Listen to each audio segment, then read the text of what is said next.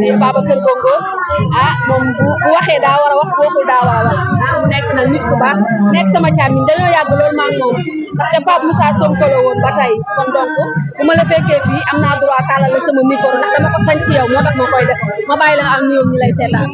maa ngi nuyu ñëpp nag di baalu ñëpp naan yàlla boole jéggal daal te defal ñu jàmm ci weeru koor ci lu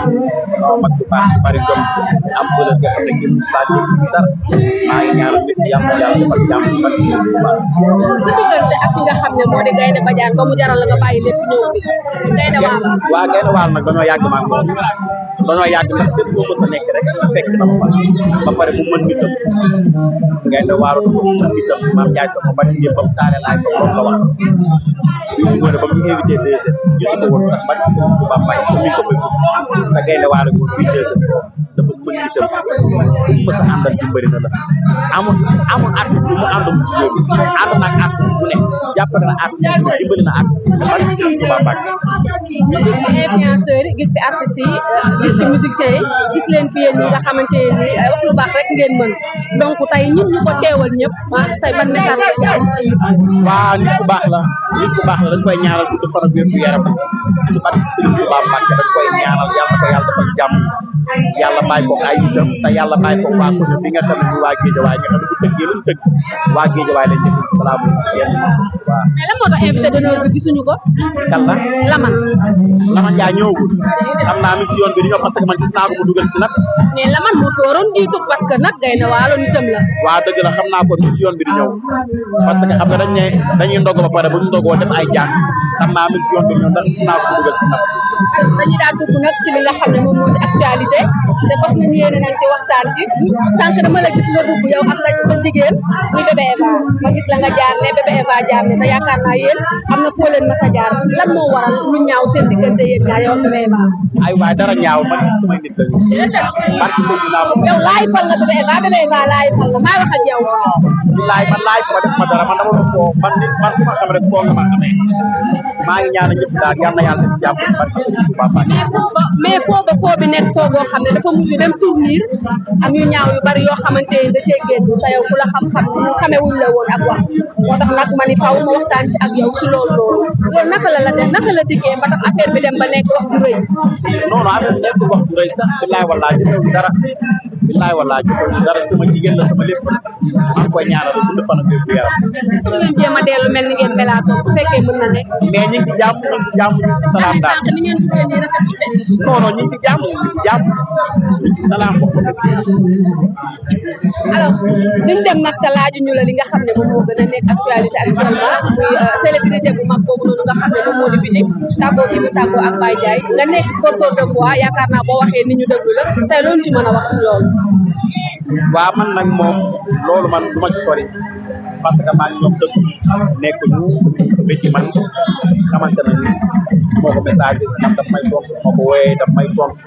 dama koy ñaanal yàlla na ko yàlla defal jàmm yàlla bu ko defal balaa ci barke alquran xere di naan nag jigéen la jigéen dañ leen war di suturaal barke si naam xamet jigéen dañoo war di suturaal jigéen daal barke mu xamet ba pare damaa xam ne nit koo xam ne dafa nekk ci yaar di def lu ne def lu bon wax lu bon bàyyi ba am jëkkër di def lu bon wala di wax nañ leen wax ko dëgg tamit nag ba pare nit ñi nga xam ne ñi ngi jël ay émission ak nañu bàyyi affaire yi ñuy jël di ko yóbbu problème jàmbur yi ñuy jël di ko yóbbu nañu bàyyi loolu di ko waxee nañu bàyyi loolu baaxul maa ngi koy ñaanal nag yàlla na ko yàlla sàmm barke Seydina mais xam nga ni tuuma ji dina fay ndax dafa ñaaw nag liñ ko waxal. mais xam nga liñ ko waxal dafa ñaaw waaye yàlla mën naa fay lépp ndax yàlla tëj parenthèse wàccee loolu yàlla mën naa fay lépp yàlla ko yàlla sàmm ci barke Allah ji sàmm barke ci wër ko lan moo tax jotaay yooyu buy am ñu koy njëkk a yëge bitim réew gars yi di ci live parce que gis nañ Kaliphone Sall wax na ci Adamo wax na ci Rangu tamit génn na wax ci lan moo tax sutura boobu noonu muy njëkk a génn ca bitim réew avant Sénégal. waa Adamo ak Kaliphone Sall ak Rangu ñooñu defuñu dara